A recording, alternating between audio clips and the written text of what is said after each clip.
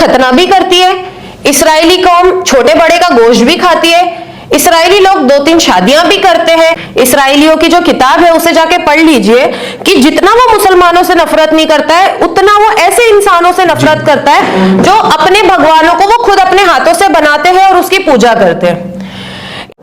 वहां के लोगों के पास बिजली नहीं है, खाने के लिए खाना नहीं है, सर पे छत नहीं है, पीने के लिए पानी नहीं है, सब कुछ बंद कर चुके हैं वो लोगों ने। उसके बावजूद ऐसे अंधभक्त और ऐसे गोबर भक्त जो है वो लोगों को जाके इस्राइल को सपोर्ट कर रहे हैं। किस बेसिस पे आप लोग इनको दोस्तों नमस्कार, मैं हूं आपका दोस्त जाहिद, आप देख रहे हैं डेली। इस वक्त हमारे साथ मौजूद है बातचीत करने के लिए वो लड़की जो काफी दिनों से आप सोशल मीडिया पे देख रहे होंगे कि वायरल चल रही है, जिसमें फिलिस्तीन एम्बेसी के पास पहुंचती है और कहती है कि हमें वीजा दो, हम फिलिस्तीन जाना चाहते हैं। उसके बाद जितने भी राइट विंग के जितने भी चैनल हैं वो इनकी वीडियोस को है उठा करके डाल रहे हैं और ये कह रहे हैं कि आखिर यहाँ के मुसलमानों को इतनी मोहब्बत हमास से क्यों है। तो मेरे साथ यहाँ पे आमिना जी हैं, इनसे जुड़ेंगे और जानने की कोशिश करेंगे कि आपकी एक वीडियो जो है काफी ज्यादा सोशल मीडिया पे वायरल हो रही है। आप कह रहे हैं कि हम फिलिस्तीन जाना चाहते हैं, तो फिलिस्तीन क्यों जाना चाह रहे हैं? सर, मैं फिलिस्तीन इसलिए जाना चाहती हूँ कि उनका और मेरा जो रिलेशन है वो ला इलाहा इल्लल्लाह और मोहम्मद रसूलुल्लाह का रिलेशन है। मैं उनसे दिली ताल्लुकात रखती हूँ। फिलिस्तीन में जाना इसलिए चाहती हूँ कि वहां के जो मासूम बच्चे जो रो रहे, तड़प रहे, बिलक रहे, वो चीजें मुझसे देखी नहीं जा रही है। और मैं चाहती हूँ कि सरकार मुझे जल्द से जल्द वीजा दे और मैं वहां जाऊं और वो लोगों से आप एक ये सारी चीजों को साइड रखकर आप एक चीज सोचे कि वहां पर कंटिन्यू लाशें बिछी जा रही है। फिलिस्तीन की ऐसी कोई जगह नहीं है जो कि मुसलमानों के खून से, मासूमों के खून से, बच्चों के खून से लाल नहीं हो। तो ऐसे हालात में अगर मैं वहां जाना चाहती हूँ और अगर ऐसे लोग मुझे ट्रोल कर रहे हैं, तो मैं एक चीज समझती हूं कि इनसे ज्यादा बेवकूफ इंसान और इस देश के अंदर कोई नहीं है। आप लोगों को भी आगे आके जो टाइम पर इंसानियत को आगे आके हिंदू मुसलमान साइड में रखिए, ये प्रोपेगेंडा, ये एजेंडा सारा साइड में है, लेकिन ऐसे वक्त में जब एक इंसानियत को, जब मासूम बच्चों को, मासूमों को सपोर्ट करना चाहिए लोग आकर, और लोग इसके ऊपर एक प्रोपेगेंडा खड़े कर चुके कि मैं हमास जाना चाहती हूँ, मैं लेकिन सवाल यह है कि आपने कहा कि हमारा जो रिश्ता है वो ला इलाहा इल्लल्लाह का रिश्ता है, कि मतलब जो फिलिस्तीन में जो मुसलमान है वो भी मुसलमान है और आप भी मुसलमान है। तो ऐसे में जो पाकिस्तान के हैं वो भी मुसलमान है, तो उनसे भी आपका ला इलाहा इल्लल्लाह का जो है रिश्ता है। तो आप कंट्रोवर्शियल स्टेटमेंट ना करें sir, let me complete one thing. कभी भी अगर इंडिया और पाकिस्तान का युद्ध होता है तो क्या पाकिस्तान का साथ देंगे इस बेस पे कि वहां मुसलमान है? पाकिस्तान का साथ मैं क्यों दूंगी, क्यों दूंगी? देखिए, आप ना चीजों को टेढ़ा मत कीजिए। मैं आप लोगों को पहले ही समझा रही हूं। अगर आप एक न्यूज चैनल पे बैठ के, एक नेशनल न्यूज चैनल के ऊपर आप मुझसे ये सवाल कर रहे हैं, तो मुझे ज्यादा इस चीज के अंदर इन्वॉल्व मत करें। जहां पर मासूमों की लाशें गिर रही है, आप मुझे बताएं, जब यूक्रेन के अंदर हमारे स्टूडेंट फंसे थे, इंडियन स्टूडेंट्स, मैंने तो तब भी आवाज उठाई थी, पुलिस ने तो मुझे तब भी डिटेन की थी, तब ये लोग नहीं बोले थे कुछ भी। तब जब यूक्रेन के अंदर एक स्टूडेंट, हिंदू लड़का मर गया था, वहां पर हमारा एक हिंदुस्तानी स्टूडेंट मरा था, मैंने तो तब भी आवाज उठाई थी, तब आप लोग ने मुझे ये चीज सवाल नहीं पूछे थे। इस देश में, इस दुनिया के अंदर जहां भी हमारे लोग हैं, मैं उनको बिल्कुल सपोर्ट करूंगी। जहां मजलूम है, जहां मासूम है, अगर उनके ऊपर जबरदस्ती हो रही है, उनके ऊपर अगर कहीं पर भी जुल्म हो रहा है, तो आमीना सैयद बिल्कुल खड़े रहेगी। और आप प्लीज मुझे इस हिंदुस्तान और पाकिस्तान की वॉर से साइड रखिए सर, प्लीज। चलिए, आप फिलिस्तीन ही जाना चाहते हैं तो वहां क्या इजराइल से युद्ध करेंगे? आप जरूर करेंगे, और हर मुसलमान का ये फर्ज बनता है कि हम अपनी, देखिए, उसके हम युद्ध करेंगे, इससे युद्ध नहीं करेंगे, ये सारी चीजें थोड़ा साइड में रख के आपको मैं एक चीज बता देती हूँ। मस्जिदुल अक्सा मेरे ईमान का हिस्सा है, ला इलाहा इल्लल्लाह मोहम्मद रसूलुल्लाह के मेरे ताल्लुकात है। फिलिस्तीन और मस्जिदुल अक्सा के अंदर ऐसी एक जगह नहीं है जहां पर हमारे नबियों ने सजदा ना किया। तो मस्जिदुल अक्सा जो है वो कोई छोटा मोटा मामला नहीं है, और अगर मुझे वहां पर जाकर लड़ना पड़े इन शैतानी ताकतों के सामने, तो मैं जरूर लड़ूंगी।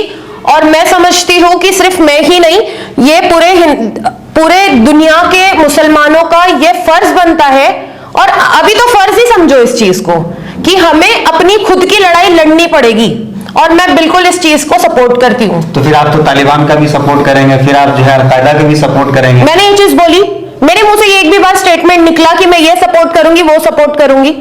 आप इस चीज को कंट्रोवर्शियल ज्यादा मत कहना आप ये चाह रहे हैं कि वहां पे मस्जिद अक्सा है, यानी कि आप मुसलमानों का जो है किबले अव्वल है, इस वजह से आपका रिश्ता है। बिल्कुल। लेकिन कुछ लोग हैं इंडिया में जो इजराइल जाना चाहते हैं, हमास के खिलाफ, जो फिलिस्तीनी उनके खिलाफ। क्यों जाना चाहते हैं? क्या रिश्ता है उनका? चलो मैं मान लेती हूँ कि मेरा रिश्ता है उन लोगों से। जो है उनकी वीडियो देखी होगी, वायरल हुई है। हाँ हाँ, वो इजराइल जाना चाह रहे हैं, बहुत सारे लोग जो इजराइल का समर्थन करते हैं, उस पर क्या आपकी राय है? पहली बात तो मैं एक चीज बता दूं, ये सो कॉल्ड इन लोगों को कि आप लोग जाइए और जो इसराइलियों की जो किताब है, इसराइलियों की जो किताब है उसे जाके पढ़ लीजिए कि जितना वो मुसलमानों से नफरत नहीं करता है, उतना वो ऐसे इंसानों से नफरत करता है जो अपने भगवानों को वो खुद अपने हाथों से बनाते हैं और उसकी पूजा करते हैं। इस्राएली कौम जो है वो खतना भी करती है, इस्राएली कौम छोटे बड़े का गोश्त भी खाती है, इस्राएली लोग 2-3 शादियां भी करते हैं, इस्राएली लोग नमाज भी पढ़ते हैं। तो आप उन्हें किस हक से सपोर्ट कर रहे हैं, मुझे तो ये चीज समझ नहीं आ रही है। और हिंदुस्तान का तो इतिहास रहा है कि अटल जी, गांधी जी, ये सारे जितने भी बड़े बड़े फ्रीडम फाइटर्स रहे, हमारा जो इतिहास रहा है वो हमेशा फिलिस्तीन के साथ रहा है। तो अगर ये लोग अपने इतिहास को ही भूलकर एक ऐसे संगठन का साथ दे रहे जो आतंकवादी संगठन है, मैं समझती हूँ इनसे बड़ा बेवकूफ और कोई नहीं हो सकता। तो चलिए एक आखिरी क्वेश्चन लेते हैं। तो क्या आपको वीजा मिला? ये लग रहा है कि वीजा मिल जाएगा जाने के लिए।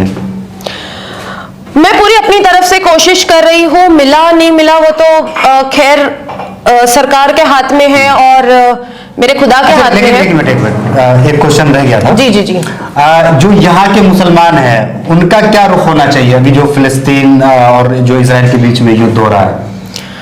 आप मुझे बताइए कि हमारे घर के अंदर लाशें बिछ रही है, तो क्या आप मैच देखोगे? नहीं देखोगे ना। नहीं। तो जब हमारी उम्मत के लोगों की जब लाश पे लाश उठ रही है, बच्चों की लाश उठ रही है, तो क्या हमारा ये फर्ज नहीं बनता है कि हम उनके लिए आवाज बुलंद करें? चलो आप लोग मुझे सब मिलकर यही चीज पूछते कि हम क्या कर सकते हैं, हम क्या कर सकते हैं? हम सोशल मीडिया पे तूफान तो खड़े कर सकते हैं। आप मुझे पूछ रहे हो क्या कर सकते हैं? देखिए, मैं आपको एक किस्से से इस चीज को जोड़ती हूं कि जब इब्राहिम अलैहिस्सलाम को एक बड़ी सी आग लगाकर उसके अंदर डाला गया था, तो एक छोटी सी चिड़िया, एक छोटा सा परिंदा अपनी चोंच के अंदर पानी भरकर उस आग को बुझा रहा था। अल्लाह पाक को तो गैब की सारी चीजें नॉलेज थी उनके गैब के अंदर। जब उस परिंदे से सवाल किया गया कि तुम्हारे इस छोटे से चोंच के पानी से इस बड़ी सी आग तो नहीं बुझ सकती है, तो तुम ये क्यों कर रहे हो? तो उसने उस वक्त जवाब दिया था कि अल्लाह, जब तू मुझसे पूछेगा कयामत के दिन कि तेरा नबी तेरी आंखों के सामने जल रहा था, उनको इतनी बड़ी आग के अंदर डाला गया था, तो मैं उस टाइम पे तो खड़े रह के बोलूं कि अल्लाह, मैं जलाने वालों में से नहीं, कम से कम मैं आग बुझाने की कोशिश करने में खड़ा था। तो मैं ये सारी चीजें अपने लिए इसीलिए कर रही हूं, और मैं लोगों को यही चीज बोलना चाहूंगी, मुसलमानों को, और जितने भी, और सबसे पहली बात तो फिलिस्तीन को सपोर्ट करने के लिए आपका मुसलमान होने की जरूरत है ही नहीं। तो मुझे सबसे पहली बात तो ट्रोल करना बंद करें आप लोग। मैं लोगों को यही चीज बोलना चाहूंगी, और मैं अपनी कम्युनिटी से ये चीज कहना चाहूंगी कि बोलो, जितना जुल्म के खिलाफ देर करोगे आवाज उठाने में, उतनी लाशें बिछेगी, उतना जुल्म बढ़ेगा। कल को कम से कम देखिए तारीख में लिखा जाएगा कि फिलिस्तीन बच्चे हमें रो रो कर पुकार रहे थे। आपको क्या लगता है जो मजहब हंसने पर, मुस्कुराने पर सवाब का अजर देता है हमें, तो क्या अल्लाह इन बच्चों की बदवाओं का इनके ऊपर सिला नहीं देगा? और जब अल्लाह की पकड़ आती है ना, तो अल्लाह पाक अजाब डालता है कौमों पर, और ऐसे लोगों के ऊपर अजाब जाएगा जो चुप है आज भी अपने घर के अंदर। मैं यही लोगों को एक ही चीज बोलना चाहूंगी कि कल को कुछ मत करो, लेकिन एटलीस्ट अपने आवाज तो बुलंद करो। मैं समझती हूँ कि रोड पर जाकर ये सारी चीजें, जितना बड़ा मैंने जो चीज की, उतना हर कोई नहीं कर सकता, लेकिन आप लोग छोटी मोटी एक वीडियोस बनाकर कम से कम सोशल मीडिया के ऊपर तो तूफान उठा सकते हो।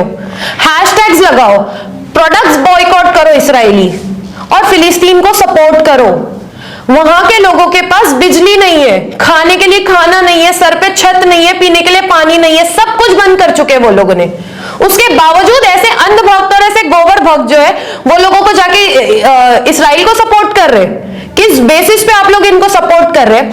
आप मुझे एक चीज बताइए कि अगर आप मुझे अपने घर के अंदर जगह दो कि ठीक है आप नंगे भूखे हो, आप आओ और मेरे घर के अंदर जगह लो, और मैं आपसे आपके ही घर के अंदर फिर बाद में हिस्सा मांगू, तो क्या आप मुझे दोगे? बिल्कुल। तो उसी तरीके से फिलिस्तीन अपने हक की लड़ाई लड़ रहा है, अपनी आजादी की लड़ाई लड़ रहा है। अगर वो लड़ाई गलत है तो चंद्रशेखर आजाद भी गलत थे, गांधी जी भी गलत थे, हमारे जितने भी फ्रीडम फाइटर्स थे वो लोग भी गलत थे। वो अपनी हक की लड़ाई लड़ रहे हैं।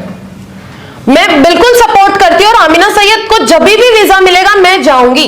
तो वहां से जो तस्वीरें आ रही हैं, बच्चों की तस्वीरें, टूटे हुए बड़े बड़े जो है बिल्डिंग की तस्वीरें, तो कैसा लग रहा है देख करके, क्या सोच रहे हैं? बहुत तकलीफ हो रही है, रातों की नींद उड़ गई है मेरी। और हमारे नबी पाक में बताया गया है ये चीजें कि ये पूरी कौम एक जिस्म है। अगर जिस्म के कोई भी छोटे से हिस्से पे भी अगर कुछ चोट आती है, कुछ लगता है, तो पूरे जिस्म में दर्द होता है।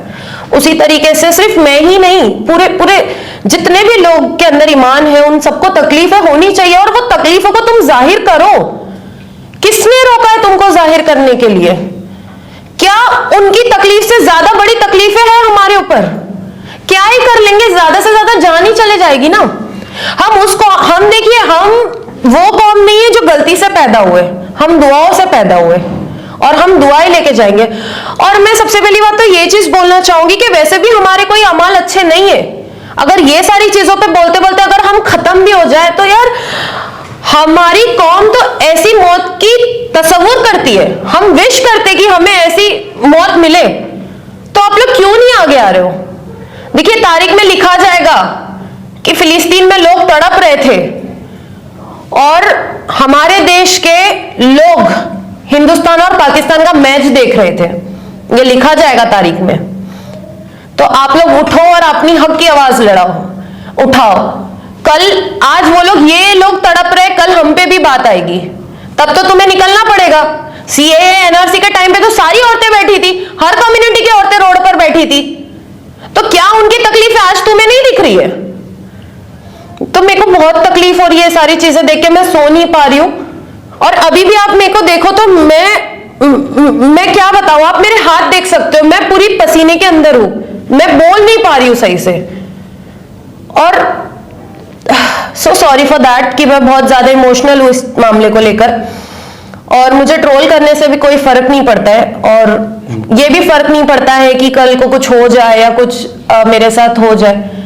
शायद मैं वो हूं जो कम से कम एटलीस्ट किसी के लिए नहीं, लेकिन मैं अपने लिए, अपने ईमान के लिए मैं लड़ रही हूं। और अल्हम्दुलिल्लाह मुझे ऐसा लगता है कि मुझे देखकर भी हमारी कौम के अंदर जज्बा जागे, एक इंसानियत जागे।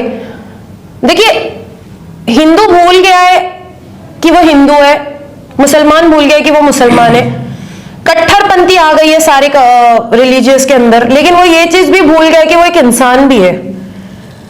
अब मोदी जी ने भले ही कोई भी स्टेटमेंट दिए हो कि हम इनके साथ हैं, हम उनके साथ हैं, लेकिन जब चीजें आई, हमें वहां पर जरूरत थी, तो मोदी जी ने वो चीजें भेजे।